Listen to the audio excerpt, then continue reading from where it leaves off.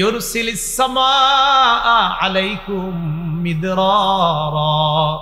ইস্তেগফার পাঠ করো, আল্লাহ আসমান থেকে মুষলধারে রহমতের বৃষ্টি নাজিল করবেন। শুধু সরিষাবাড়ি ছাড়া, কোনটা ছাড়া? কিন্তু না, আজকে তো আপনারা দোয়া করছেন বৃষ্টি নাও। হ্যাঁ, সারা বাংলাদেশ যদিও দোয়া করে বৃষ্টি হোক, কিন্তু জাগো মাহফিল হারা খালি কয় আমগো এলাকা ছাড়া। আচ্ছা ঠিক আছে, তাহলে ইস্তেগফার বললে আল্লাহ রহমতের বৃষ্টি নাজিল করেন। এরপরে আল্লাহ বলেন ওয়ায়ুমদিদকুম বিআমওয়াল, টাকা পয়সা দরকার, ইস্তেগফার পাঠ করো, আমি আল্লাহ ওয়াদা করলাম তোমাকে টাকা পয়সা দিব। ওয়াবানিনা, সন্তান দরকার, এখানে সেখানে না দৌড়াইয়া জামাই বউ দুইজন ইস্তেগফার পাঠ করো, আমি আল্লাহ সন্তান দিব। ওয়াজাআল লাকুম জান্নাত, ক্ষেত দরকার, ধান ক্ষেত, গম ক্ষেত, ফুলের বাগান, ফলের বাগান, ইস্তেগফার পাঠ করো, আমি ওয়াদা করলাম তোমাদেরকে ফলমূল, ধান ক্ষেত, গম ক্ষেত দেওয়ার ওয়াদা করলাম। ওয়াজাআল লাকুম আনহারা, আল্লাহ নদীগুলা শুকায় যাইতেছে, আল্লাহ কয় ইস্তেগফার পাঠ করো, আমি আবার ওই নদী নালার আবার আগের মতো করে দিই। মাহফিল শেষ করছেন, করার পর বাড়িতে যাবেন, অটো পাইতেছেন না, পকেটে আপনার টাকা আছে, কোটিপতি হইলে লাভ কি? এখন এই মুহূর্তে আপনার অবস্থা খারাপ, টাকা পয়সা সব আছে, অটো পাইতেছেন না, বাইকও নাই, কারো গাড়িও নাই। এখন আপনারা 5-6 জন বাড়িতে যাবেন, 1.5 কিলো হাঁটতে হবে, পা ঝাড়ু দিয়ে যেতে হবে। পা ঝাড়ু মানে পা ঝাড়ু, পা ঝাড়ু বুঝছেন, মানে পা ঝাড়ু, পাকে ঝাড়ু দিয়ে দিতে যেতে হবে। তো এই যে 1.5 কিলো রাস্তা হাঁটবেন, শক্তির দরকার আসেনি? আল্লাহ কয় ইস্তেগফার পাঠ করো, ইয়াজিদকুম কুওয়াতান ইলা কুওয়াতিকুম, ইস্তেগফার পড়ো, তোমাদের শরীরে বর্তমানে যে শক্তি, এটার সাথে আমি আল্লাহ আরো শক্তি অ্যাড করে দিই। তো আপনারা 1.5 কিলো হাঁটবেন, শক্তি দরকার, ইস্তেগফার কতক্ষণ পড়েন? 5 জনে মিলে বলবেন তুই 10 বার, তুই 10 বার, আমরা পরিসর, এবার শক্তি হয়েছে, এবার হাঁটো। আবার কিছুক্ষণ হাইটা বলবেন, আবার ইস্তেগফারের আমল করো, আবার শক্তি যোগাও, আবার হাঁটো। বিশ্বাস করেন শক্তি যা খরচ হবে আল্লাহ আবার দিয়ে দিবে। আপনার বিবি কাপড় দিতেছে, ধুইতে ধুইতে ক্লান্ত হয়ে গেছে, এবার রিমোটটা হাতে এনেছি টিভি ছাড়বে, আপনি বলবেন না না না না, ইস্তেগফার পড়ো। কাপড় ধোয়ার সময় যে শরীরে শক্তি খরচ হয়েছে, ইস্তেগফার পড়ো, আল্লাহ আবার দিয়ে দেবে। মনে থাকবেন ইনশাআল্লাহ। তাহলে গুনাহ মাফের 2 নাম্বার উপায় ইস্তেগফার। 3 নাম্বার, এটা বলতে হবে আমার সাথে, বলেন, ক্ষমার আশায় বারবার আল্লাহকে ডাকা। বলেন আল্লাহ মাফ করেন, আল্লাহ মাফ করেন, আল্লাহ মাফ করেন। এ বারবার ডাকবেন আর আশা রাখবেন, আল্লাহ মাফ করেন, মাফ করেন, মাফ করেন, আমি আশাবাদী, আরে আপনি তো মাফ করবেন। এরকম আশা নিয়ে বারবার ডাকা। তিরমিজি 3540 নম্বর হাদিস, আল্লাহ হাদিসে কুদসির মধ্যে বলেন, ইয়াবনা আদম ইন্নাকা মা দাউতানি ওয়া রাজাউতানি গফারতু লাকা আলা মা কানা ফিকা ওয়ালা উবালি। ও আদম সন্তান, ক্ষমার আশায় যতক্ষণ ডাকবা ততক্ষণ মাফ করব।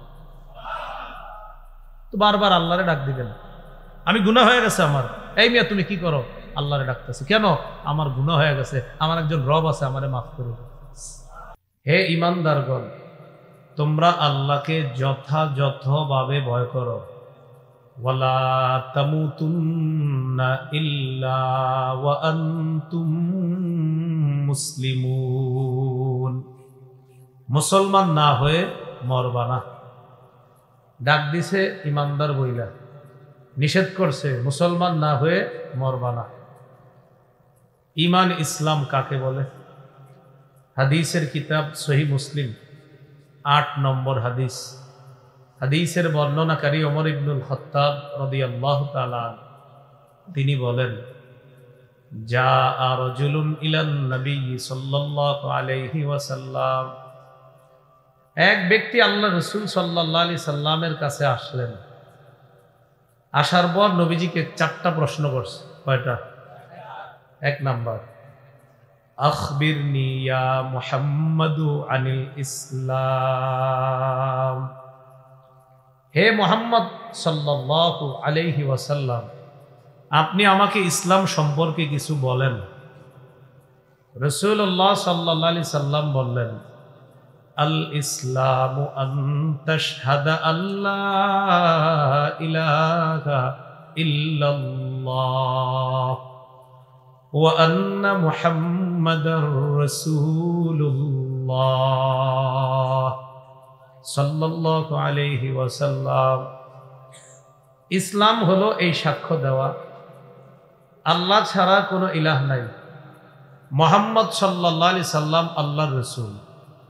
ওয়া তুকিমাস সালাহ, ইসলাম মানে নামাজ কায়েম করা।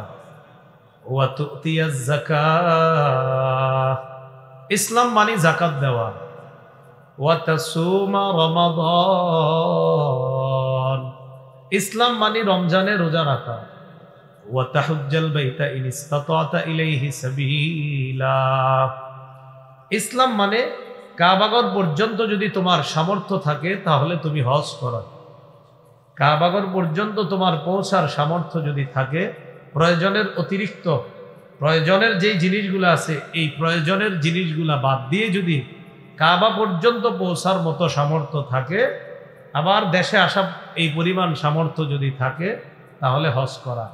নবী বললেন ইসলাম আল্লাহকে আল্লাহ মানা, মুহাম্মদ সাল্লাল্লাহু আলাইহি সাল্লামকে রসুল মানা। ইসলাম নামাজ পড়া, ইসলাম রোজা রাখা, ইসলাম যাকাত দেওয়া, ইসলাম হজ করা। এইগুলো 1 নাম্বার প্রশ্নের জবাব। ওই ব্যক্তি এবার নবীকে প্রশ্ন করলেন, আখবিরনি আনিল ঈমান, আপনি আমাকে ঈমান সম্পর্কে কিছু বলেন। প্রথমে কি সম্পর্কে জানলো? এবার বলল ঈমান। আর বুঝছেন আল্লাহ আমগরে ডাক দিছে, হে ঈমানদারগণ মুসলমান না হইয়া মইরো না, হে ঈমানদারগণ মুসলমান না হয়ে মরবা না। তাহলে ইসলাম সম্পর্কে জানলাম, এবার ঈমান সম্পর্কে নবী কি বলে দেখেন। আনতুমিনা বিল্লাহ ওয়া মালাইকাতিহি ওয়া কুতুবিহি ওয়া রুসুলিহি ওয়াল ইয়াউমিল আখিরি ওয়াল বা'সি বা'দাল মাউত ওয়াল জান্নাতি ওয়ান নার ওয়াল হিসাব ওয়াল মিজান ওয়াল কদরি কুল্লিহি খাইরিহি ওয়া শাররিহি মিনাল্লাহি তাআলা। নবী বললেন ঈমান হলো আল্লাহকে বিশ্বাস করা, ওয়া মালাইকাতিহি ফেরেশতাদেরকে বিশ্বাস করা, ওয়া কুতুবিহি আসমানি সব কিতাবগুলা বিশ্বাস করা, ওয়া রুসুলিহি সব রাসূলদেরকে বিশ্বাস করা, ওয়াল ইয়াউমিল আখির আখিরাতকে বিশ্বাস করা, ওয়াল জান্নাহ জান্নাত বিশ্বাস করা, ওয়ান নার জাহান্নাম বিশ্বাস করা, ওয়াল বা'সি বা'দাল মাউত মরণের পর পুনরুত্থান আছে এটাকে বিশ্বাস করা, ওয়াল হিসাবি ওয়াল মিজান আমাদের আমলনামা এই আমলনামার হিসাব হবে হিসাব বিশ্বাস করা, ওয়াল মিজান পাল্লা হবে ওই পাল্লার মধ্যে আমলনামা ওজন দেওয়া হবে এই পাল্লা বিশ্বাস করা, ওয়াল কদরি কুল্লিহি খাইরিহি ওয়া শাররিহি মিনাল্লাহি তাআলা ভালো মন্দ যা হবে আল্লাহর পক্ষ থেকে হয় এই কথার উপর বিশ্বাসের নাম হলো ঈমান। এটা হলো ঈমান। আল্লাহ বলেন হে ঈমানদাররা মুসলমান না হয়ে মরবা না। তো মুসলমান কি? যার মধ্যে ইসলাম থাকবে। ইসলাম কি? নবী বলে দিলেন। ঈমানদার কি? যার মাঝে ঈমান থাকবে। ঈমান কি? এটাও নবী বলেন।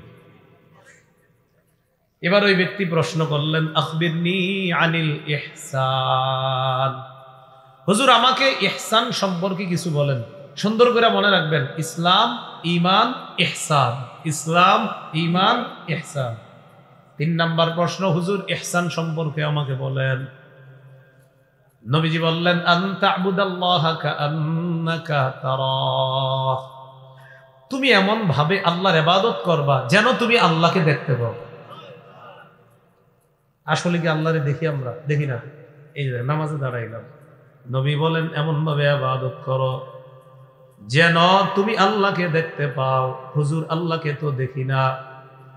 নবী বলেন ফাইল্লাম তাকুন তারাহু ফাইন্নাহু ইয়ারাক, যদি তুমি দেখতে নাও পাও আল্লাহ তোমাকে দেখে। ইহসান কি জিনিস? এমন ভাবে ইবাদত করবা যেন আল্লাহকে দেখতে পাও। না না হুজুর দেখি না। নবী কয় সমস্যা কি? আল্লাহ তো তোমাকে দেখে। এটার নাম ইহসান। তাহলে ইসলাম জানলাম, ঈমান জানলাম, ইহসান জানলাম। এবার ওই ব্যক্তি নবীরে প্রশ্ন করে, আখবিরনি আনিস সাআহ, কিয়ামত কাকে বলে, কিয়ামত বিষয়ে আপনার কাছে জানতে চাই। নবীজি বললেন, মাল মাসউলু আনহা বিআ'লামা মিনাস সাইল, কিয়ামত বিষয়ে আমার কাছে জানতে চাইলা, জিজ্ঞাসিত ব্যক্তি জিজ্ঞাসাকারীর চাইতে এই বিষয়ে বেশি জানে না। তুমি হলা কিয়ামতের ব্যাপারে জিজ্ঞাসাকারী ব্যক্তি, আর আমি হলাম জিজ্ঞাসিত ব্যক্তি। কিয়ামতের ব্যাপারটা আমিও জানি না, তুমিও জানো না। কিয়ামতের ব্যাপার জানে একমাত্র একজন, তিনি কে? এই কথা বইলা আরো কিছু কথা বইলা উনি চলে গেছে। কে? যিনি প্রশ্ন করছে। চলে যাওয়ার পর নবীজি বললেন, তোমরা কি জানো আমার কাছে কে আসছে প্রশ্ন করার জন্য? কয় কে? নবীজি বললেন, জিবরিল আমার কাছে আইসা প্রশ্ন উত্তরের মাধ্যমে তোমাদেরকে ইসলাম, ঈমান, ইহসান আর কিয়ামতের ব্যাপারটা তোমাদেরকে শিখিয়ে গেছে। তো আল্লাহ বলতেছেন, হে ঈমানদাররা, মুসলমান না হয়ে মরবা না। তাহলে ঈমান কারে বলে সেটা জানলাম, ইসলাম কাকে বলে এটাও জানলাম। এই দুইটার পাশাপাশি আরেকটা জিনিস জানলাম, ইহসান কাকে বলে। ইবাদত আল্লাহর জন্য এমন ভাবে করা যেন আল্লাহ দেখে, আমি না দেখলেও আল্লাহ আমারে দেখে। পাশাপাশি চতুর্থ আরেকটা জিনিস জানলাম, কিয়ামত কি। কিয়ামতের বিষয়ে নবীও জানে না, জিবরিলও জানে না, আমিও জানি না, আপনারাও জানেন না, কেউ জানে না, জানে। এই হলো আপনার ঈমান, ইসলাম জানলাম। বাচ্চারা ছোটবেলা থেকে যখন বড় হবে, ও জীবনের মধ্যে আছে, ও যে আপনার আগে মরবে না পরে মরবে এটা আমি আপনি কেউ জানি না, আগেও মারা যেতে পারে। এই বাচ্চাটাকে আপনি যেহেতু জন্মগতভাবে আপনার সন্তান মুসলমান, ওরে আপনি কিছু জিনিস শিক্ষা দিবেন মায়া করে, আদর করে, যেটা আল্লাহর নবী আব্দুল্লাহ ইবনে আব্বাস রাদিয়াল্লাহু তাআলা আনহুমা তার চাচাতো ভাইকে নবীজি নিজের পিছনে বসায়া একদম বাবা সন্তানকে যেমন শিখায়, ওস্তাদ ছাত্রকে যেমন শিখায়, নবী তার সাহাবীরে শিখাইয়া দিছে। আপনারাও মুখস্থ রাখবেন, বাচ্চারে, সন্তানকে, মেয়েকে, ছেলেকে স্কুলে যাওয়ার সময়, মাদ্রাসায় যাওয়ার সময়, কলেজে যাওয়ার সময় প্রায় সময় এই কথাগুলা মনে করায় দিবেন ইনশাআল্লাহ। তো নবীজি কি শিখাই দেবেন? তিরমিজি কিতাবের নাম 2516 নম্বর হাদিস, মুসনাদে আহমদ 2803 নম্বর হাদিস, দুটোটা হাদিসের মধ্যে আসছে। হাদিসের বর্ণনাকারী আব্দুল্লাহ ইবনে আব্বাস রাদিয়াল্লাহু তাআলা আনহুমা, আন আব্দুল্লাহ ইবনে আব্বাস রাদিয়াল্লাহু তাআলা আনহুমা, কুনতু খালফা রাসূলিল্লাহি সাল্লাল্লাহু আলাইহি ওয়াসাল্লাম। আব্দুল্লাহ ইবনে আব্বাস রাদিয়াল্লাহু তাআলা আনহুমা বলেন, আমি নবীজির পিছনে ছিলাম। নবী আমাকে ডাকলেন, ডেকে বললেন, ইয়া গোলাম ইন্নী উআল্লিমুকা কালিমাত, হে বৎস, হে বালক, আমি এখন তোমাকে কিছু কথা শিখিয়ে দিব, কথাগুলা তুমি মুখস্থ রাখবা, মনে রাখবা। নবী বলেন, ইহফাজিল্লাহ ইয়াহফাজুকা, হে গোলাম শোনো, তুমি আল্লাহর বিধানগুলা তুমি হেফাজত করবা, সংরক্ষণ করবা, বিপদে আপদে আল্লাহ তোমাকে সাহায্য করবেন। ইহফাজিল্লাহ, আল্লাহর বিধানগুলা তুমি সংরক্ষণ করবা, হেফাজত করবা, বিপদে আপদে আল্লাহ তোমাকে হেফাজত করবে। ইহফাজিল্লাহ তাজিদহু তুজাহাকা, তুমি আল্লাহর বিধানগুলা সংরক্ষণ করবা, বিপদ আপদে আল্লাহকে কাছে পাইবা। ওয়া ইযা সাআলতা ফাসআলিল্লাহ, যখন তুমি কিছু চাইবা আল্লাহর কাছে চাইবা। ওয়া ইযা ইসতাআনতা ফাসতাইন বিল্লাহ, যখন তুমি সাহায্য প্রার্থনা করবা আল্লাহর কাছে সাহায্য প্রার্থনা করবা। নিজের সন্তানটাকে শিখায়া দেন, মেয়েকে শিখায়া দেন, ছেলেকে শিখায়া দেন, আল্লাহর বিধানগুলা হেফাজত করবা। যেখানে যাও আল্লাহর বিধানগুলা ভুলে যাইবা না। মনে রাখবা, আল্লাহর বিধান যদি তুমি হেফাজত করো, আল্লাহ তোমাকে বিপদ আপদ থেকে হেফাজত করবেন, শিখাই দিবেন সন্তানকে। ইযা সাআলতা ফাসআলিল্লাহ, যদি চাও আল্লাহর কাছে যাও। ওয়া ইযা ইসতাআনতা ফাসতাইন বিল্লাহ, যদি সাহায্য প্রার্থনা করো আল্লাহর কাছে করো। ওয়াতাআররাফ ইলাইহি ফির রাখা ইয়ারিফকা ফিশ শিদ্দা। এটার অনুবাদ সবাই মিলে করি, বলেন সুখে স্বাচ্ছন্দ্যে, সুখে স্বাচ্ছন্দ্যে আল্লাহকে স্মরণে রেখো, আল্লাহ তোমাকে বিপদে স্মরণ রাখবে।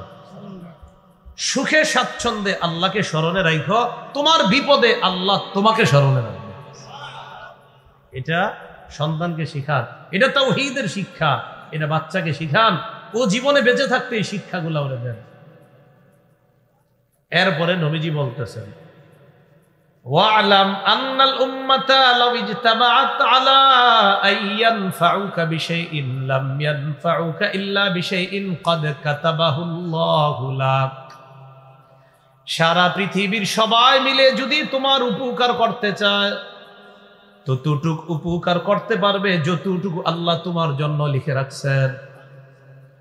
ওয়ালাউ আন্নাহুম ইজতামাউ আলা আইয়াদুররুকা বিশাইইন লাম ইয়াদুররুকা ইল্লা বিশাইইন ক্বাদ কাতাবাহুল্লাহু আলাইক। সারা পৃথিবীর সবাই মিলে যদি তোমার ক্ষতি করতে চায়, ততটুকু ক্ষতি করতে পারবে যতটুকু আল্লাহ লিখে রাখছেন। এটা শিখান, আল্লাহ আপনার জীবনে যতটুকু উপকার লেখা রাখছে, এখানে আমরা যারা আছি ওনারে আমরা সবাই মিলে উপকার করতে চাইলেও ততটুকু পারবো আল্লাহ যতটুকু লেখা রাখছে। ওনাকে আমরা সবাই মিলে ততটুকু ক্ষতি করতে পারবো যতটুকু আল্লাহ লেখছে, এর চেয়ে বেশি সবাই মিলে চাইলেও পারবো। এটা শিখান। এরপরে নবীজি শিখাইতেছে কি দেখেন, ওয়া'লাম আন্না ফিস সাবরি আলা মা তাকরাহু খায়রান কাসীরা। জীবনে চলার পথে যেই সমস্ত বিপদে তুমি ধৈর্য ধারণ করো, এই ধৈর্যের জন্য আল্লাহ তোমাকে খায়রান কাসীরা, প্রচুর কল্যাণ দান করে। জীবনে চলার পথে যে বিপদ তুমি সহ্য করো, এই বিপদে এই ধৈর্যের কারণে আল্লাহ তোমাকে খায়রান কাসীরা, প্রচুর কল্যাণ দান করবে। ওয়া আন্নাল ফালাহা মা'আস সাবরি। ধৈর্যের সাথে সফলতা আছে, বলেন ধৈর্যের সাথে সফলতা আছে। ধৈর্যের সাথে কি আছে? সফলতা আছে। এই কথাটা মনে রাখতে হবে, ধৈর্যের সাথে সফলতা আছে। এরপরে বলতেছে ওয়া আন্নাল ফারজা মা'আল কারবি, ওয়া আন্নাল ফারজা মা'আল কারবি। দুঃখের সাথে সুখ আছে, বলেন দুঃখের সাথে সুখ আছে। বলতেছে সংকটের সাথে স্বাচ্ছন্দ্য আছে। ওয়া আন্না মা'আ কুল্লি উসরিন ইউসরা। সমস্ত কঠিনের সাথে সহজ আছে। সমস্ত কঠিনের সাথে কি আছে? সহজ আছে। তাহলে নবীজি শিখাই দিয়েছে, যেই ধৈর্যের মধ্যে আমি আপনি ধৈর্য ধারণ করব, এটাতে কল্যাণ আছে। বলেন এটাতে কি আছে? কল্যাণ আছে। আর সমস্ত সংকটের সাথে সুখ শান্তি আছে, সমস্ত কষ্টের সাথে ইউসরা, সমস্ত কষ্টের পরে সুখ শান্তি আছে, সহজতা আছে। আল্লাহ আমাদের সকলকে এক আল্লাহমুখী হয়ে আমরা যেন মরণ পর্যন্ত আমাদের জীবনটা ঈমান, ইসলাম, ইহসান এবং কিয়ামত পরকালের ব্যাপারে আকীদা বিশ্বাস ঠিক রেখে আমরা যেন মৃত্যু পর্যন্ত এই বিশ্বাসের উপর অটল থেকে এই বিশ্বাস নিয়ে মরতে পারি, আল্লাহ তৌফিক দান করুন। এই গেল আজকের আলোচনার প্রথম অংশ।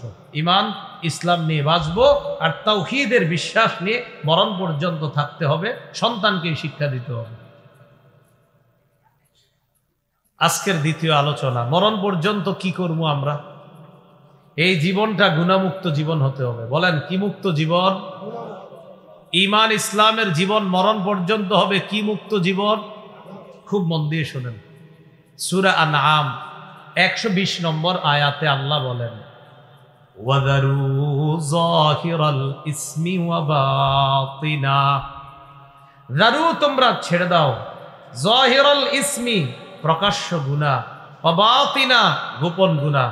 ভাই এই ওয়াজটাই তো আপনি আরো 10 জনকে বলে দিতে পারেন যে শোনো, আল্লাহ কোরআনে বলছে, ও মুমিনরা যারু, ছেড়ে দাও, ছেড়ে দাও, যাহিরাল ইসমি, প্রকাশ্য গুনাহ, ওয়া বাতিনা, গোপন গুনাহ।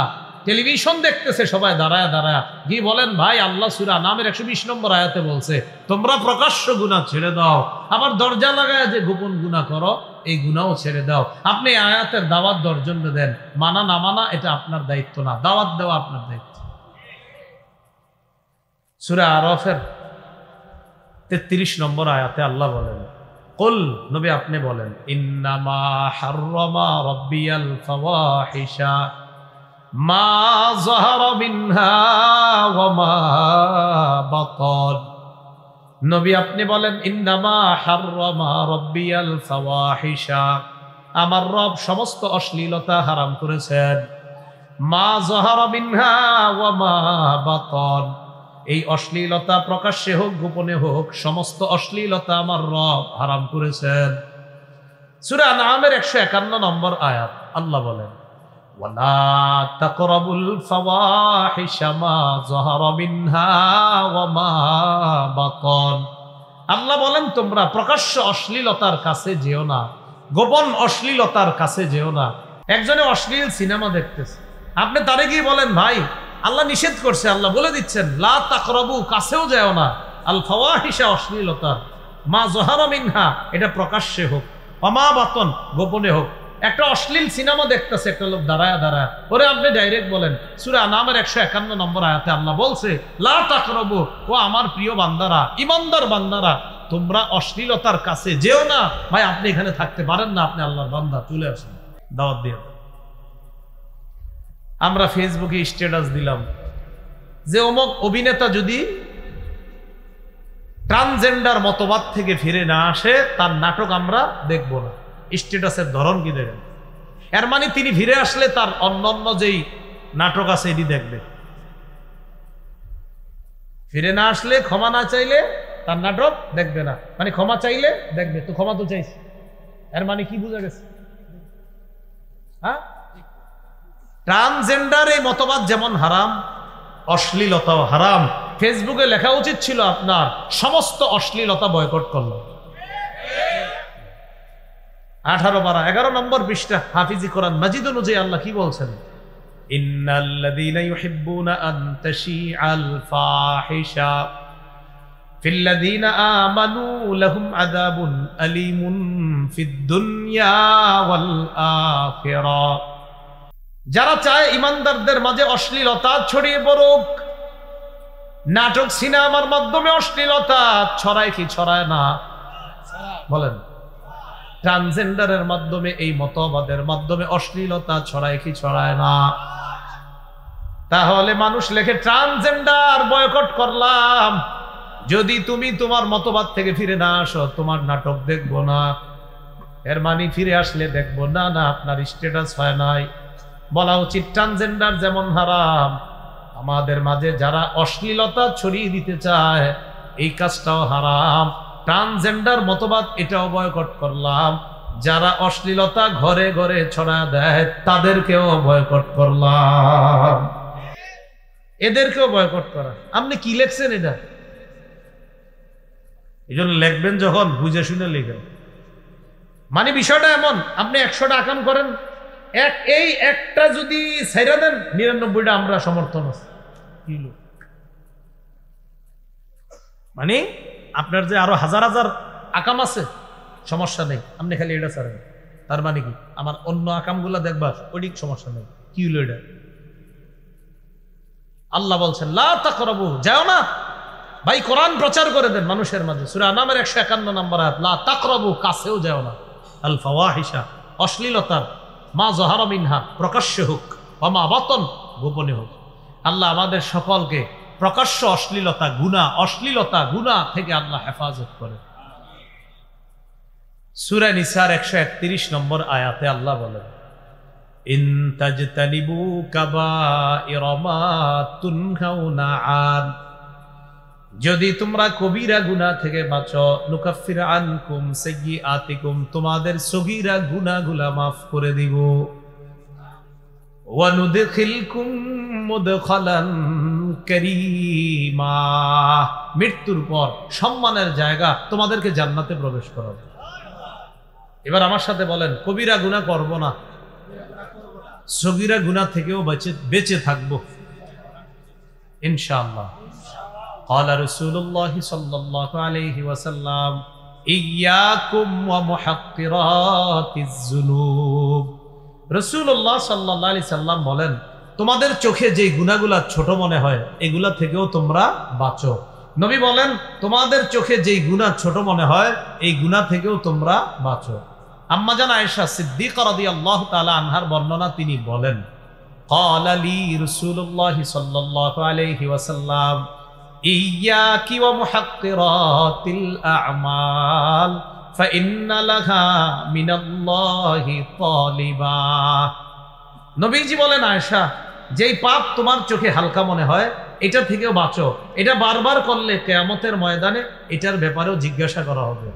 সহিহ বুখারীর বর্ণনা, আনাস ইবনে মালিক থেকে বর্ণনা, তিনি বলেন, ইন্নাকুম লাতা'মালুনা আ'মালা হিয়া আদাক্কু ফি আ'য়ুনিকুম মিনাশ শা'a ওয়া ইন কুন্না লানা'উদ্দুহা আলা আহদি রাসূলিল্লাহি সাল্লাল্লাহু আলাইহি ওয়াসাল্লাম মিনাল মুবিকাত।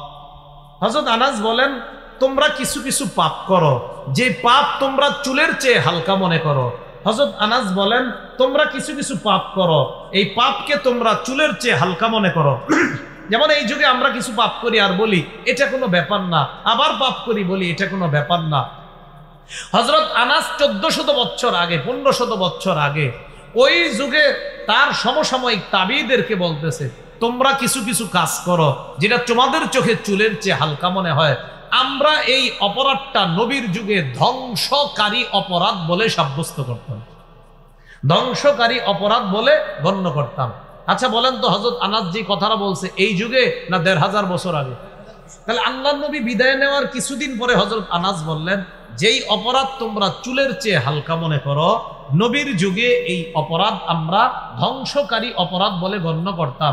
এটা 1500 বছর আগের মানুষকে বলতেছে। আমাদের অপরাধ যদি নবীর কোন সাহাবী দেখতেন কি বলতেন?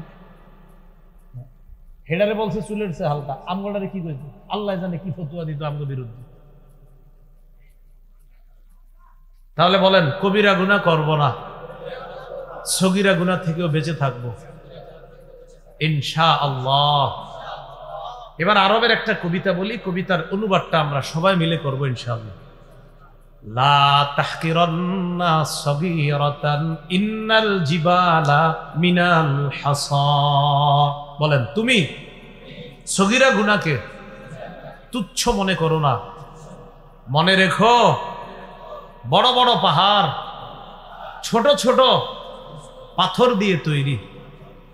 তুমি সগীরা গুনাহকে তুচ্ছ মনে করো না, মনে রেখো বড় বড় পাহাড় ছোট ছোট পাথর দিয়ে তৈরি। সগীরা গুনাহ করতে করতে কবিরা হয়ে যায়। যেমনি ভাবে ছোট ছোট পাথর দিয়ে বড় পাহাড় তৈরি হয়, সগীরা করতে করতে করতে করতে এটা কবিরা হয়, বড় গুনাহ হয়ে যায়। আল্লাহ আমাদেরকে হেফাজত করেন।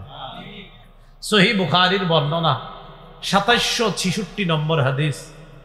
এই হাদিসের মধ্যে আসছে, নবীজি সাল্লাল্লাহু আলাইহি সাল্লাম বলেন, قال رسول الله صلى الله عليه وسلم اجتنبوا السبع الموبقات। নবী বলেন, তোমরা 7টি ধ্বংসাত্মক অপরাধ থেকে বাঁচো। বলেন, কয়টি অপরাধ আমাদেরকে ধ্বংস করে? قالوا وما هن يا رسول الله।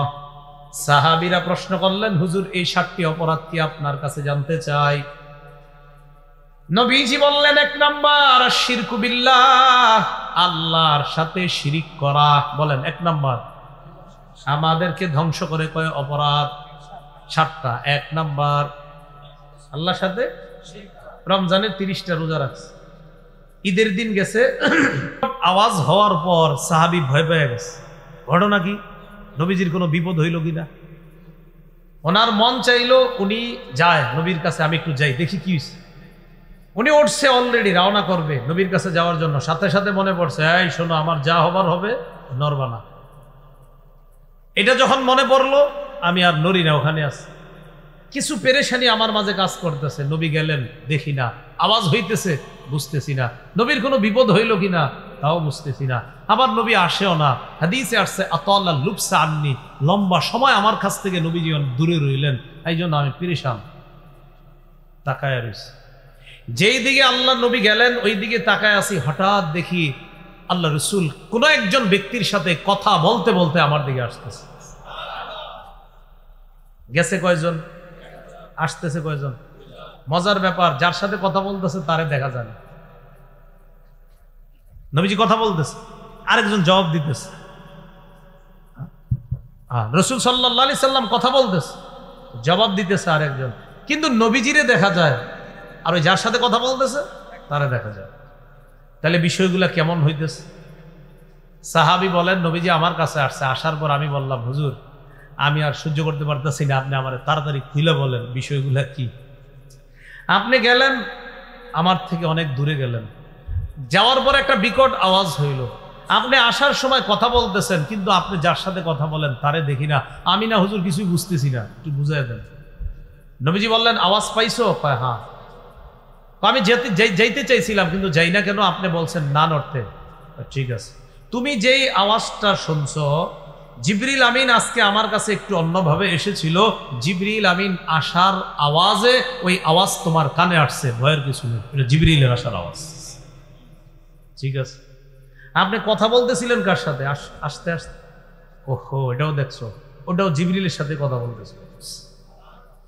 হুজুর জিবরিল আপনার এমন কি বলছে যে এত গুরুত্বপূর্ণ কথা বলতেছিলেন? জিবরিল আমারে গুরুত্বপূর্ণ একটা কথা বলছে। জিবরিল আমিন আমারে বলছে, বাশশির উম্মাতাক আন্নাহু মান মাতা মিন উম্মাতিকা লা ইউশরিকু বিল্লাহি শাইআ দাখালাল জান্নাহ।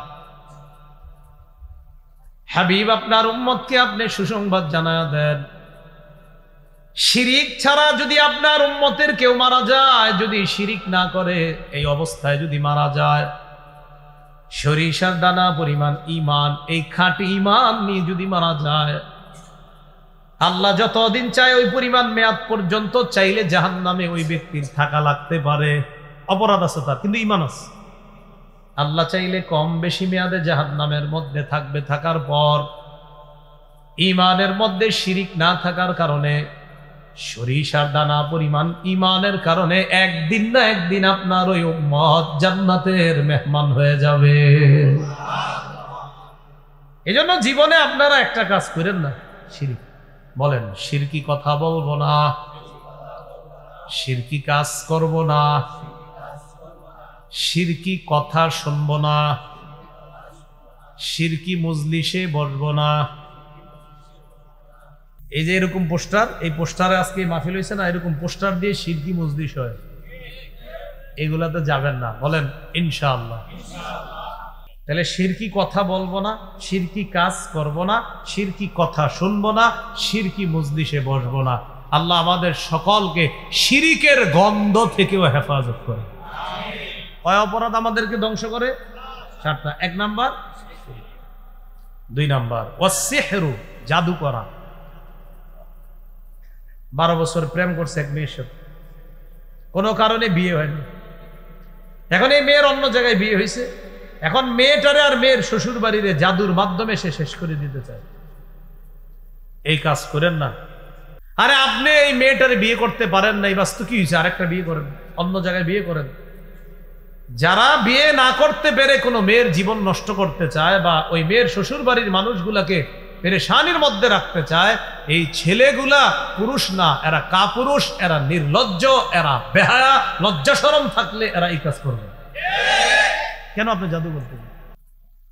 এই জন্য জাদু করবেন না। আমাদেরকে যেন কেউ জাদু করতে না পারে, সেজন্য আমরা, বলেন আমরা প্রতিদিন ফজরের পর, মাগরিবের পর কুল হু আল্লাহ 3 বার, ফালাক 3 বার, নাস 3 বার, জোহরের পর অবিকল আমলটি 1 বার করে, আসরের পর ওই আমলটি 1 বার করে, এশার পর ওই আমলটি 1 বার করে। কুল হু আল্লাহ, ফালাক, নাস বলেন তো এশার পরে কয়বার? না না না না, এশার পরে 1 বার 1 বার, আসরের পরে, জোহরের পরে, ফজরের পরে, মাগরিবের পরে তাহলে ফজরের পরে কুল হুয়াল্লাহ ফালাক নাস 3 বার করে, মাগরিবের পরেও 3 বার করে, জোহর আসর এশার পরে 1 বার করে। বলেন বিছানায় যাওয়ার পর, ঘুমানোর আগে কুল হুয়াল্লাহ 3 বার, ফালাক 3 বার, নাস 3 বার পড়ার পর এভাবে হাত মেলবো। মেলেন সবাই এভাবে, বলেন পড়ার পর হাতে ফু দিব, সবাই ফু দেন।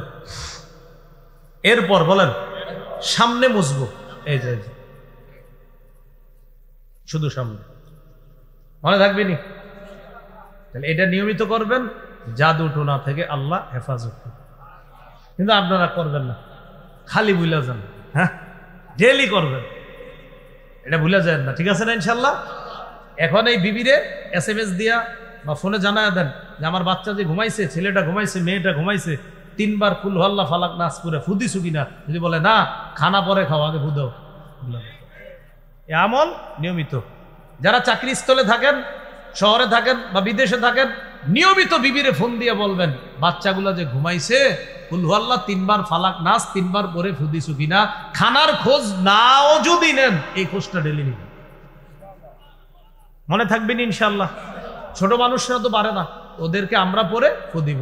একটু পরে বাসায় যাবেন, ঘুমায়া যাবেন, তো ঘুমানোর আগে এই বাচ্চা ঘুমায় রয়েছে আশেপাশে, নিজের শরীরেও আমলটা করবেন, বাচ্চাগুলারও আমল করে ফু দিবেন। আমরা মরণ পর্যন্ত যতদিন আল্লাহ বাঁচায় রাখে, এই আমল ইনশাল্লাহ আমরা মিস করব। কয় অপরাধ ধ্বংস করে আমাদেরকে? 7টি। 1 নাম্বার শিরিক, 2 নাম্বার জাদু, 3 নাম্বার ওয়াকাতলুন নাফসিল্লাতী হারামাল্লাহু ইল্লা বিল হক, অন্যায়ভাবে কাউকে হত্যা করা। পশু পাখিকে অন্যায়ভাবে হত্যা করা যাবে না, চড়ুই পাখিকে অন্যায়ভাবে হত্যা করা যাবে না। বেচারা গাছের মধ্যে বসা, আপনি এইভাবে মারলেন, একটা মরে গেছে, অন্যায়। 2 বন্ধু রাস্তা দিয়ে হাঁটতেছেন, ইট একটা হাতে নিয়ে বললেন চড়ুই পাখিটারে মারতে পারবি তুই? তুই পারবি? তুই পারবি? দেখ, মারছেন, বেচারা মরে গেছে। নাসাইর বর্ণনা, মান কাতালা উসফুরান আবাসা, কেউ যদি কোনো চড়ুই পাখি অন্যায়ভাবে হত্যা করে, আজ্জা ইলাল্লাহি ইয়াউমাল কিয়ামা, এই চড়ুই পাখি হত্যাকারীর বিরুদ্ধে কিয়ামতের মাঠে আল্লাহর কাছে মামলা করবে। চড়ুই পাখি আল্লাহকে বলবে ইন্না ফুলানান কাতালানি আবাসা ওয়া লাম ইয়াকতুলনি লিমানফাআ, মাবুদ ওমকে আমাকে অনর্থক হত্যা করেছে, কোনো কারণে হত্যা করে নাই। সে যদি জবাই করে আমারে বিসমিল্লাহ বলে জবাই করে খাই তো ঠিক ছিল, আপনি আমারে তার জন্য হালাল বানাইছেন, কিন্তু আল্লাহ সেটা করে নাই, আমি গাছে বসে রয়েছি, সে আমার মেরে ফেলছে। এখন আপনারা বলেন, পাখি যদি মামলা করে, তাহলে মানুষ মারলে কি হবে? হ্যাঁ, পাখি মারলে মামলা, মানুষ মারলে কি হবে? উপায় নাই। আর যদি মুমিন মারে? আল্লাহ আমাদেরকে হত্যা, অন্যায়ভাবে এই জাতীয় চিন্তা থেকেও আমাদেরকে হেফাজত করে। এগুলো 3 নাম্বার। 4 নাম্বার যে অপরাধ আমাদেরকে ধ্বংস করে, এটা বলি আপনাদের এলাকায় হয়তো নাই, যদি ভবিষ্যতে কখনো এই অপরাধটা এসে যায়, ওলামায়ে কেরাম, ইমাম সাহেব সবাই মিলেমিশে এই অন্যায়টা প্রতিহত করব, সবাই মিলেমিশে, বলেন ইনশাআল্লাহ। তাহলে 4 নাম্বারটা কি বলবো? আপনারা আবার জোরে হাত তুলে, সবাই সামনে যারা হাত তুলে বলেন এই অপরাধ থাকলে প্রতিহত করবেন। হাতগুলা উঠায় রাখেন, সামনের মানুষগুলো আমি বলি বলার পর নামাইবেন। হ্যাঁ, হাত উঠায় রাখেন। 4 নাম্বার আকলুর রিবা, সুদ খাওয়া। এবার নামান, কি খাওয়া? এটা যদি কখনো এলাকায় আসে, প্রতিহত করবে। হ্যাঁ, এলাকায় আহারে কিস্তি, আল্লাহ হেফাজত করেন। আব্বাকে বুঝাবেন, চাচাকে বুঝাবেন। রাসূলুল্লাহ সাল্লাল্লাহু আলাইহি সাল্লাম যে কথাটা বলছে, এটা আপনার আব্বাকে বলে দিবেন, চাচাকে বলে দিবেন, চাচিকে বলবেন, আপনার ফুফু খালা যারা কিস্তি সুদ দেয় তাদেরকে বলবেন যে কাকা, ফুফু, খালা, মামানি, শোনেন কি বলছে নবীজি, আলা কুল্লু শাইইন মিন আমরিল জাহিলিয়াতি তাহতা কদামাইয়া। নবী বলছেন জাহিলি যুগের সব আমার 2 পায়ের নিচে। ওয়ারিবাল জাহিলিয়াতি মাওদুউন, জাহিলি যুগের সুদ প্রথা এটাও আমার পায়ের নিচে। আপনি আপনার আব্বাকে বুঝান, আব্বা সুদ এটা জাহিল।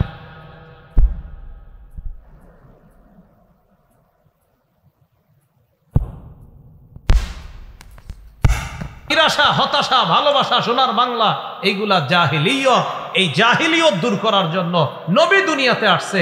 আচা, কাকা, আব্বা, খালা, ফুফু নবীর উম্মত হিসাবে যেই জাহিলিয়ত নবী মাটির সাথে মিশাইয়া দিছে, ওই জাহিলিয়ত আমি আপনি উম্মত হিসাবে করতে পারি না।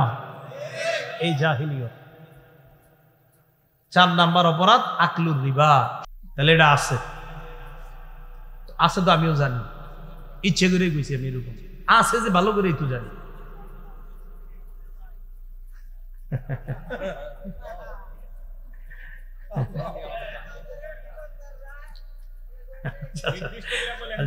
কারো নাম না বলে।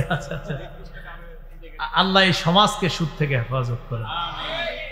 5 নাম্বার ওয়া আকলু মালিল ইয়াতীম, এতিমের সম্পদ অন্যায়ভাবে ভক্ষণ করা। বড় ভাই মারা গেছে, তার 3টা সন্তান ছোট ছোট। চাচা চিন্তা করে কলমের খোঁজায় তাদের এই জমিগুলা কিভাবে আমার দখলে আনা যায়। আল্লাহ বলেন ইন্নাল্লাযীনা ইয়াকুলুনা আমওয়ালাল ইয়াতামা যুলমা ইন্নামা ইয়াকুলুনা ফী বুতুনিহিম নারা ওয়া সায়াসলাউনা সাঈরা। 4 পারা 17 নম্বর পৃষ্ঠার একদম শেষের দিকে আল্লাহ বলেন, যারা এতিমের সম্পদ অন্যায়ভাবে খায় তারা পেটের মধ্যে আগুন খায়। আমি প্রথম অংশ, দ্বিতীয় অংশ আপনারা। যারা এতিমের সম্পদ পেটে খায় তারা কি খায়? যারা এতিমের সম্পদ খায় তারা কি খায়? বলেন তো আগুন খায় কারা? বলেন এতিমের সম্পদ খায় যারা। আগুন খায় কারা? এতিমের সম্পদ যারা খায় তারা কি খায়? আগুন খায়। তাহলে এই জাতীয় আরেকজনের সম্পদ মাইরা দেওয়া আসেনি? এই গেল 5 নাম্বার। 6 নাম্বার ওয়াত্তাওয়াল্লি ইয়াউমাজ যাহফি, জিহাদের ময়দান থেকে পলায়ন করা। আল্লাহ যদি আমাদেরকে জিহাদের তৌফিক দান করে, আমাদের দেশের ওলামায়ে কেরাম যদি কখনো ফতোয়া দেয় জিহাদের, ইনশাআল্লাহ আমরা সবাই অংশগ্রহণ করব। ইনশাআল্লাহ অংশগ্রহণ করার পর কেউ পালাবো না। ইনশাআল্লাহ জিহাদে অংশগ্রহণ করবেন ইনশাআল্লাহ। খতিব সাহেব বয়ান দিয়েছে আগামীকাল টাঙ্গাইলে, আগামীকাল বৃহত্তর জামালপুর থেকে একদল মুসলমান নবীর ইজ্জত রক্ষার জন্য মিছিল করব আমরা।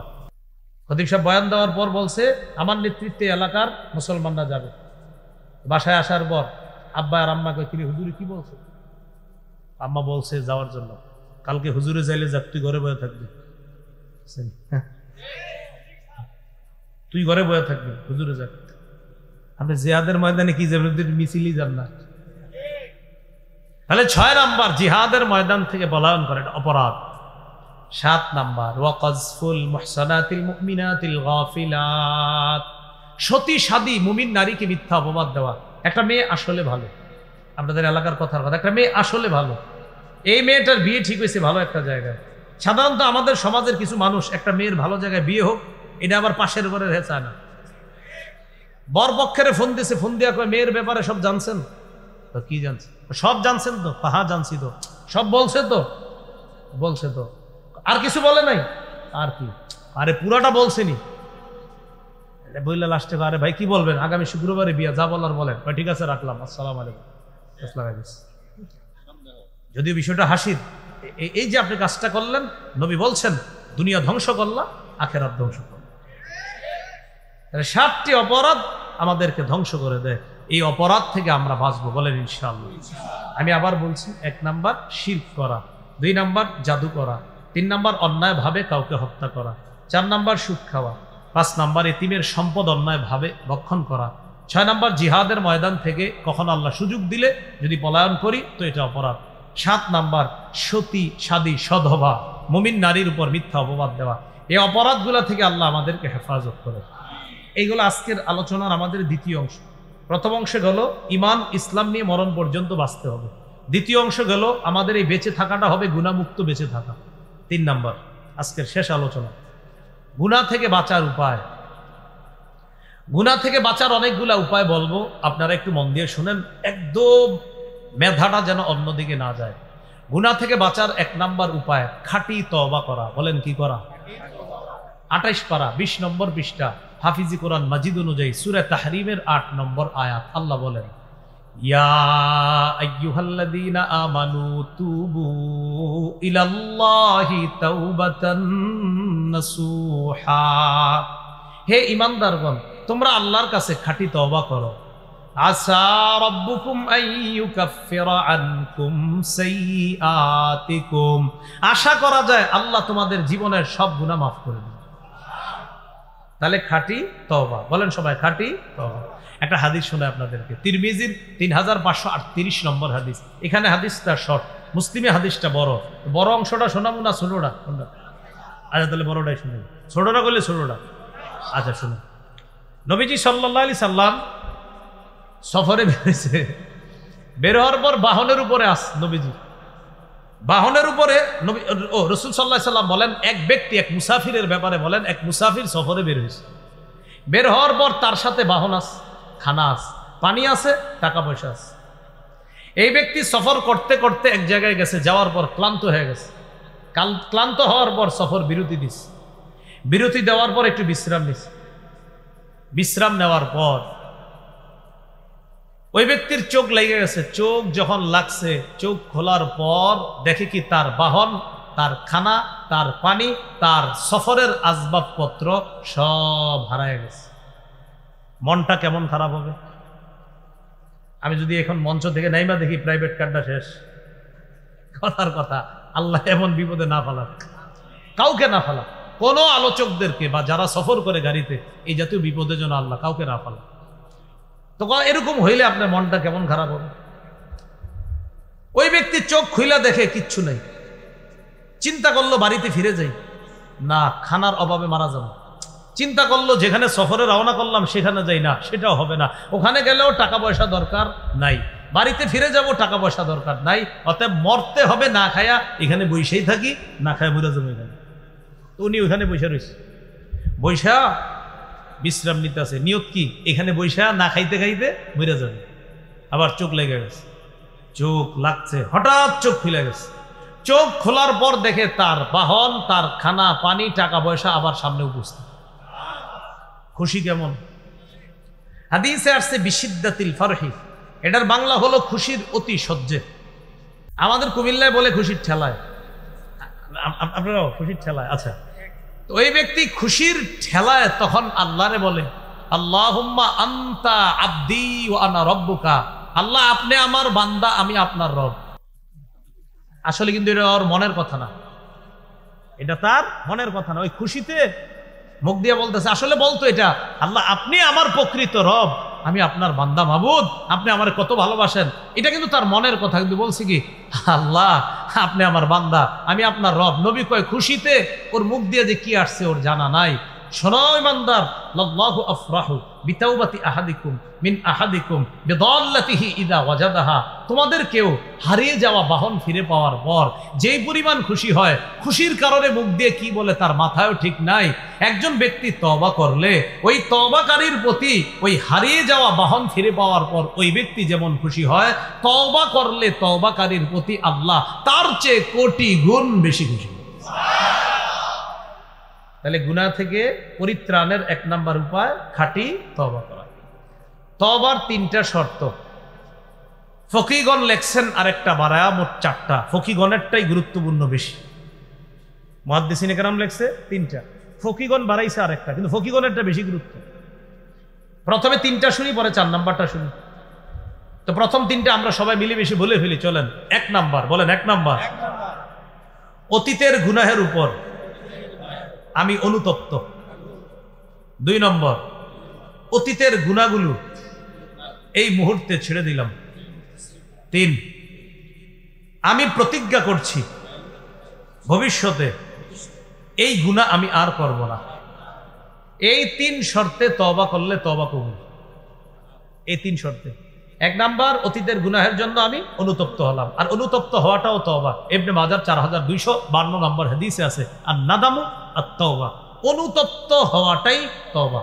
তাহলে 1 নাম্বার অনুতপ্ত হলাম, 2 নাম্বার গুনাহ ছেড়ে দিলাম, 3 নাম্বার প্রতিজ্ঞা করলাম আমি ভবিষ্যতে এই গুনাহটি করব না। এবার চতুর্থ আরেকটা ফকিগণ বলেন, এটা বেশি গুরুত্ব। বলেন, কারো হক নষ্ট করে থাকলে সেই হক অবশ্যই আদায় করে দিব ইনশাআল্লাহ। এটা যদি আদায় না করেন আল্লাহ কিন্তু মাফ করবেন। বান্দার হক আপনাকে আদায় করতে হবে। এটা সেজদায় পড়ে থাকলেও আল্লাহ মাফ করবে না। প্রথম তিনটা আল্লাহর হকের সাথে সম্পর্ক, প্রথম তিন শর্ত, শেষের শর্ত বান্দার হকের সাথে সম্পর্ক। আল্লাহ আমাদেরকে চার শর্ত মেনে আজকে আমরা তওবা করব, আমরা আল্লাহ তৌফিক দান করুন। তওবার ব্যাপারে একটা কথা মনে রাখবেন, এই নিয়ত করেন না যে কালকে, যেমন এক হাদিসে আসছে ইবনে মাজার 4253 নম্বর হাদিসে আসছে, ইন্নাল্লাহা লা ইয়াকবালু তাওবাতাল আবদি মা লাম ইউগারগির, বান্দার প্রাণ কণ্ঠাগত হওয়ার আগ পর্যন্ত আল্লাহ তওবা কবুল করে। তা আপনারা বুদ্ধি করে নিয়ত করে ফেলবেন যে আমার প্রাণটা যখন এখানে আসবে তখন তওবা করুন। মানে আপনি তো জানেন আগামী শুক্রবারে অতটা বাজে এখানে আসবে প্রাণ, নাকি জানেন? তাহলে তওবা কবে? এখনই, মাশাআল্লাহ, আগামীকালও না, এখনই, 5 মিনিট পরে না, এখন এই মনে মনে গুনাহের জন্য অনুতপ্ত হয়ে যান, এটাই তওবা। আল্লাহ তৌফিক দান করেন। তাহলে গুনাহ থেকে মাফের 1 নম্বর উপায় জানলাম, তওবা করা। 2 বলেন ইস্তেগফার পাঠ করা।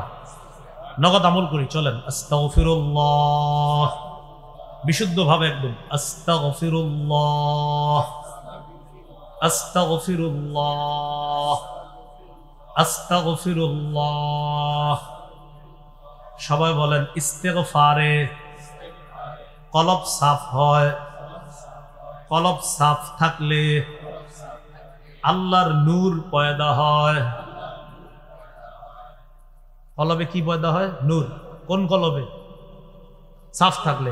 কলব সাফ হবে কিভাবে? ইস্তেগফারে।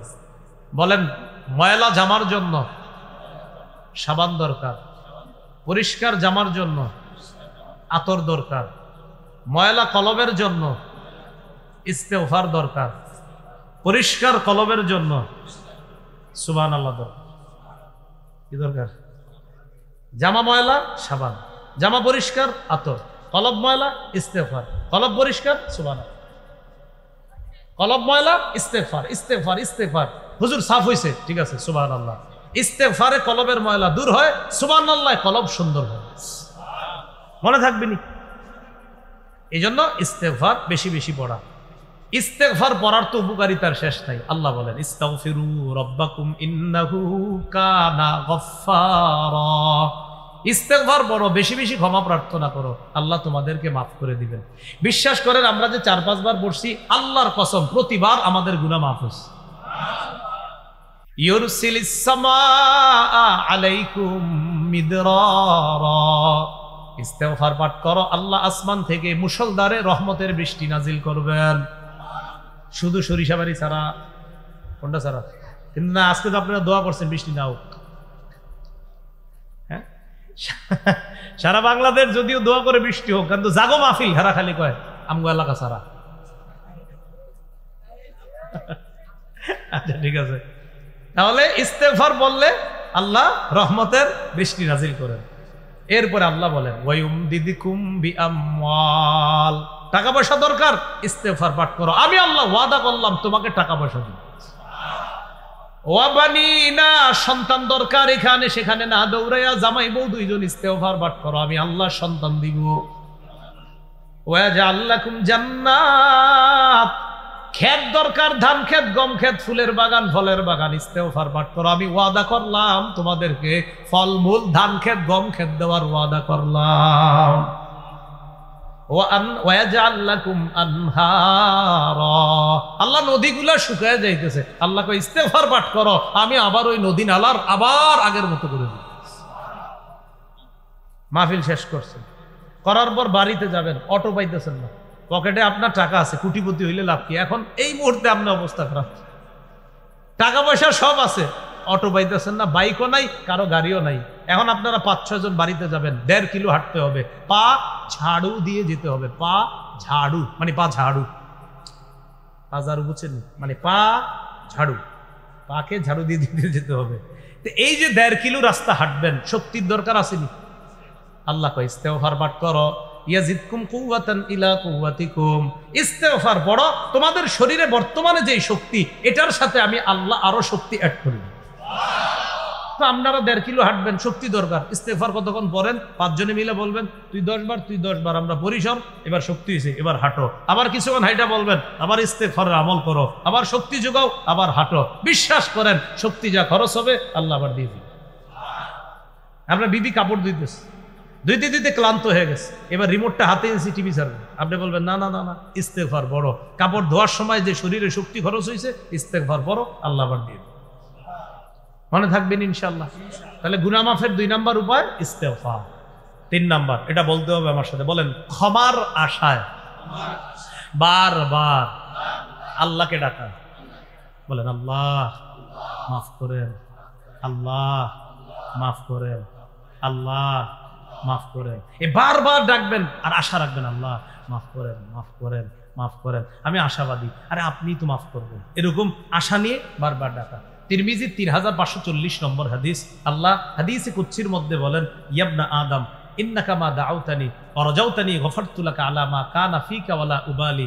ও আদম সন্তান, ক্ষমার আশায় যতক্ষণ ডাকবা ততক্ষণ মাফ করব। তো বারবার আল্লাহরে ডাক দিবেন। আমি গুনাহ হয়ে গেছে আমার, এই মিয়া তুমি কি করো? আল্লাহরে ডাকতেছি। কেন? আমার গুনাহ হয়ে গেছে, আমার একজন রব আছে, আমারে মাফ করে দেন। 4 নাম্বার, নবীজির সুন্নতের আনুগত্য করা।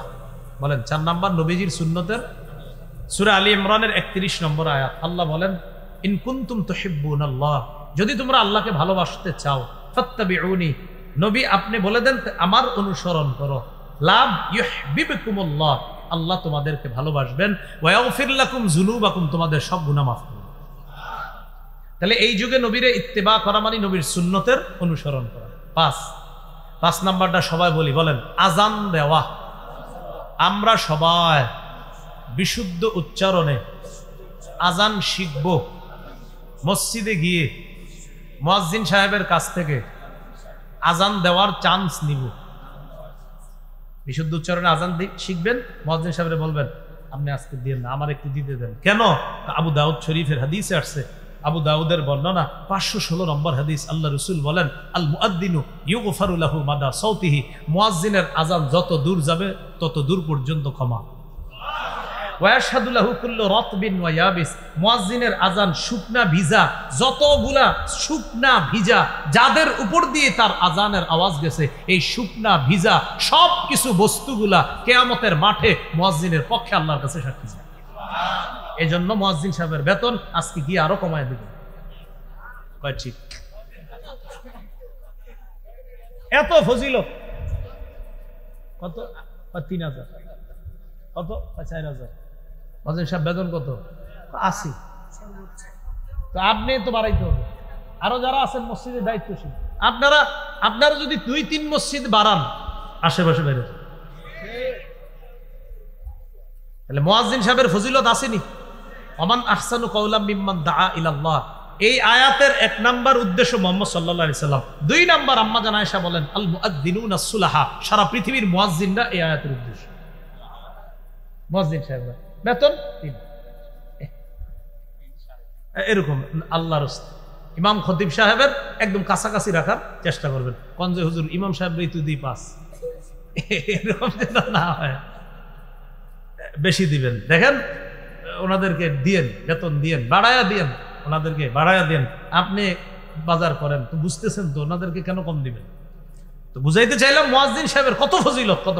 আমার একটা ওয়াজ আছে, সম্ভবত আপনারা অনেকে দেখছেন, শুধু আজান নিয়ে, লম্বা ওয়াজ, শুধু আজানের উপর। ওই ওয়াজ বিবারিয়া করছিলাম, করার পরে সবাই নিজে থেকে আগ্রহ করে কয়, জীবনে যা করছি আর না করছি আজান দিন ওই দিন, মানে আজান, সবাই আজান দিবে, একদম এলাকার খতিব সাহেবরা সহ আজান দিব ইনশাআল্লাহ। মানে আজানের ফজিলত। তাহলে গুনাহ মাফের 5 নাম্বার উপায় আজান দেওয়া।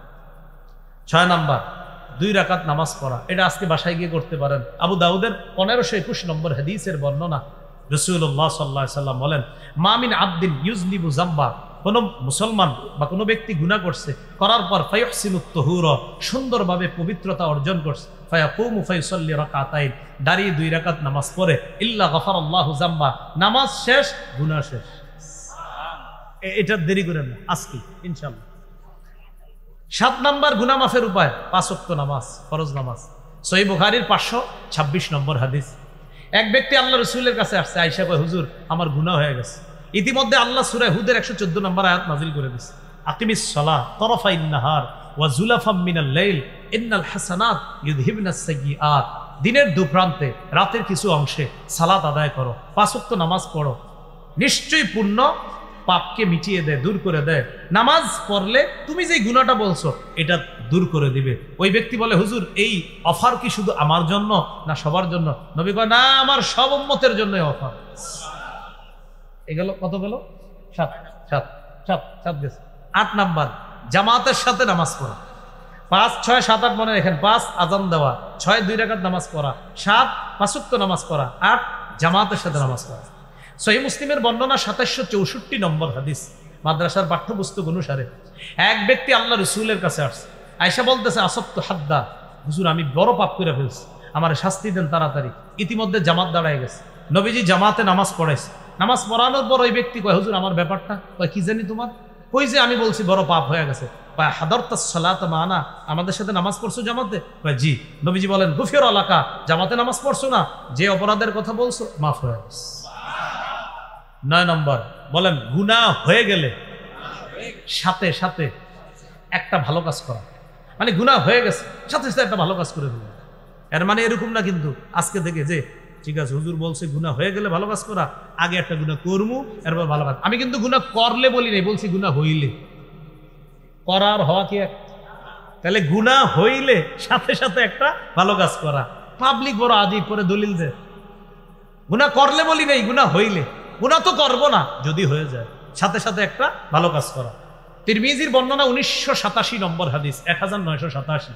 আবু যর গিফারি রাদিয়াল্লাহু তাআলা আনহুকে আল্লাহ রাসূল বলেন, ইত্তাকিল্লাহা হাইসুমা কুনতা, যেখানে থাকো আল্লাহকে ভয় করো।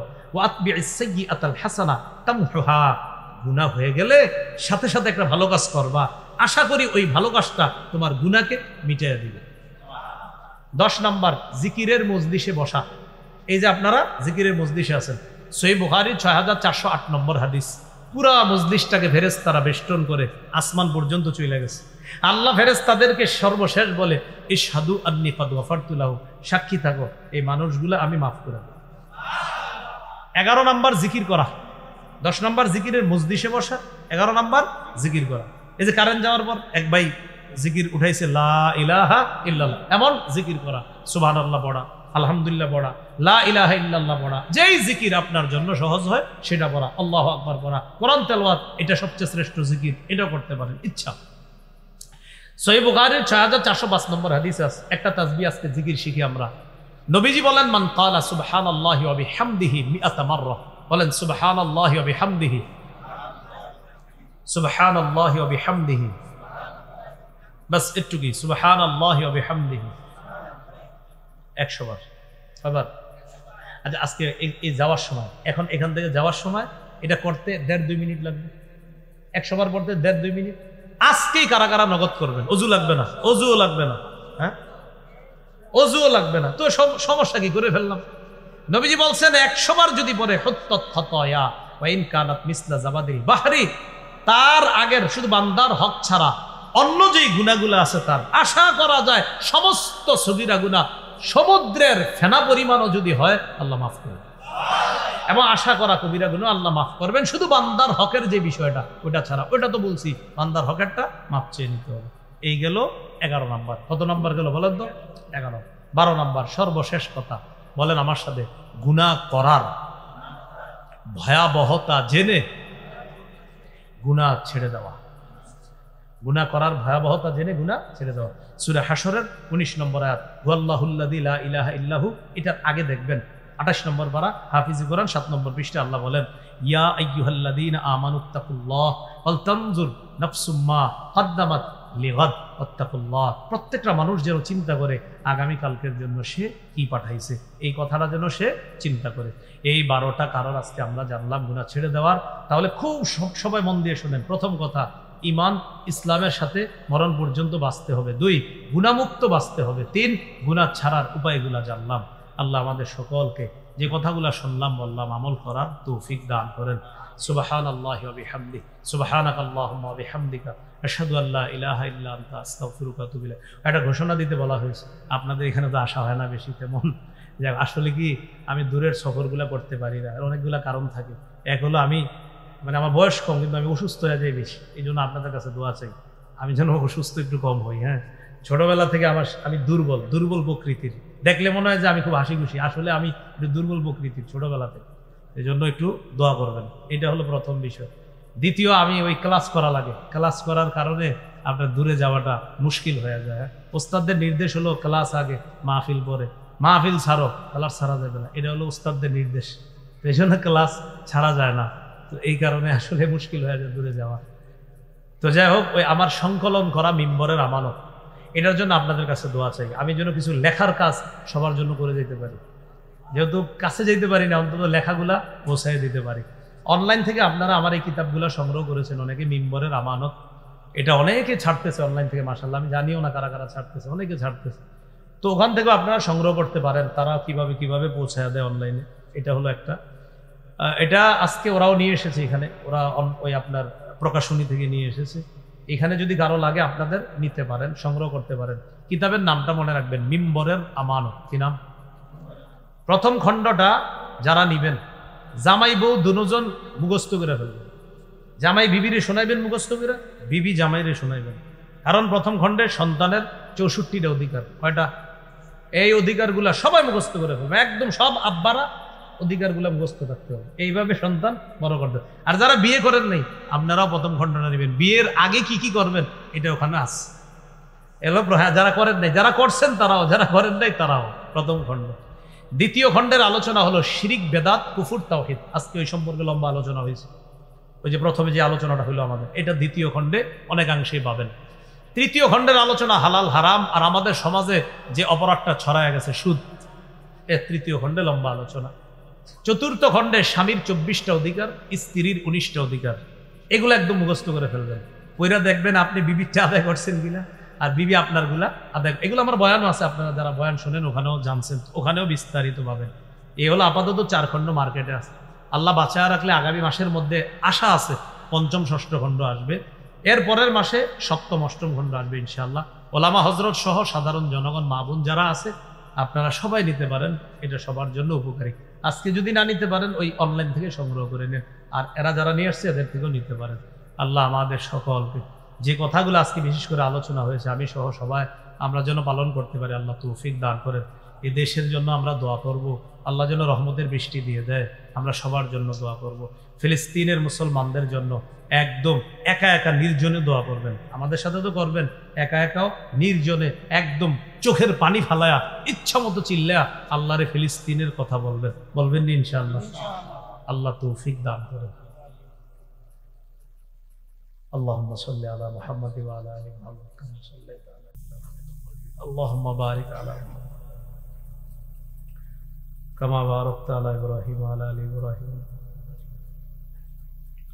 আলহামদুলিল্লাহি রাব্বিল আলামিন ওয়াল আকিবাতু লিল মুত্তাকিন ওয়াসসালাতু ওয়াসসালামু আলা সাইয়্যিদিল আমবিয়া ওয়াল মুরসালিন ওয়া আলা আলিহি ওয়া আসহাবিহি আজমাইন।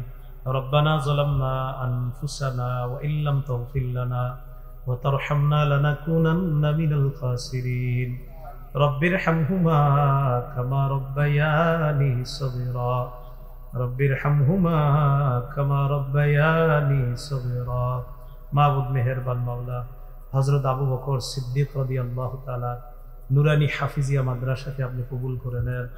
আল্লাহ এই প্রতিষ্ঠানটাকে ইসলামের মার্কাজ বানায়া দেন, হেদায়েতের মার্কাজ বানায়া দেন। সকলের প্রতি, সকলের অন্তরে এই প্রতিষ্ঠানের প্রতি মহাব্বত তৈরি করে দেন। আল্লাহ আমাদেরকে মাফ করে দেন। আল্লাহ যারা অসুস্থ সুস্থ বানায়া দেন, যারা ঋণী ঋণ পরিশোধের ব্যবস্থা করে দেন, যারা অভাবী অভাব দূর করে দেন। আল্লাহ আমাদের দোয়া আপনি কবুল করেন। আল্লাহ আমাদেরকে রহমতের বৃষ্টি দিয়ে দেন। আল্লাহ রহমতের বৃষ্টি দিয়ে দেন। আল্লাহ রহমতের বৃষ্টি দিয়ে দেন। আল্লাহ রহমতের বৃষ্টি দিয়ে দেন। আল্লাহ রহমতের বৃষ্টি দিয়ে দেন। আল্লাহ হাদিসে আসছে, যেই দেশের মানুষ যাকাত কম দিবে ওই দেশে রহমতের বৃষ্টি বন্ধ হয়ে যাবে। ওলামায়ে কেরাম এত করে মানুষকে বুঝায়, এরপরেও কত মানুষ এখনো যাকাত আদায় করে নাই। আল্লাহ যারা যাকাত আদায় করে নাই, ওই যাকাত যারা আদায় বাকি আছে তারা যেন যাকাত গুলো আদায় করতে পারে, তৌফিক দান করেন। আল্লাহ আমাদের দেশটাকে আপনি একটা শান্তিময় দেশ বানায় দেন।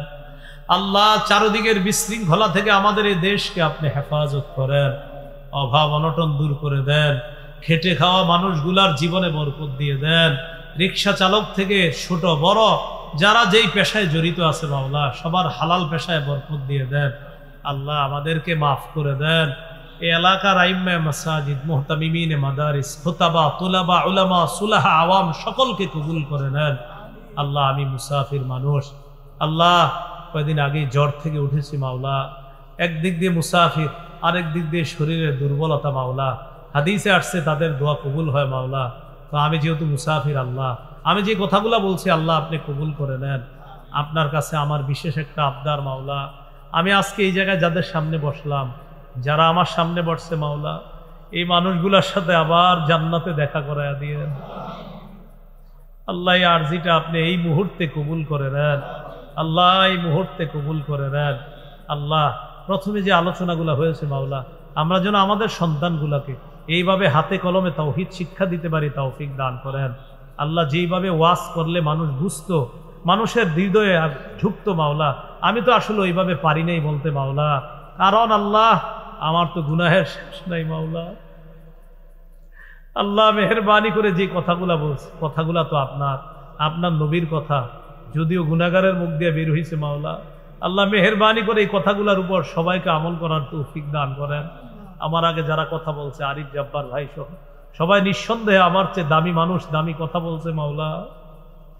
আল্লাহ তাদের কথার সাথে আমার কথাগুলো আপনি কবুল করে নেন, আমাদেরকে আপনি মাফ করে দেন আল্লাহ, আমাদেরকে মাফ করে দেন, আমাদেরকে মাফ করে দেন আল্লাহ। সফরে আসি, সফরকে নিরাপদ বানায়া দেন। ঢাকার উদ্দেশ্যে রওনা করব, সহি সালেমে গন্তব্যে পৌঁছায়া দেন আল্লাহ। আম্মা কিছুদিন যাবত অসুস্থ মাওলা, আল্লাহ মেহেরবানি করে আম্মাকে সুস্থতা নসিব ফরমান আল্লাহ। আম্মার সাথে কথা বললে, অসুস্থ শব্দটা শুনলে আল্লাহ খুব কষ্ট লাগে মাওলা।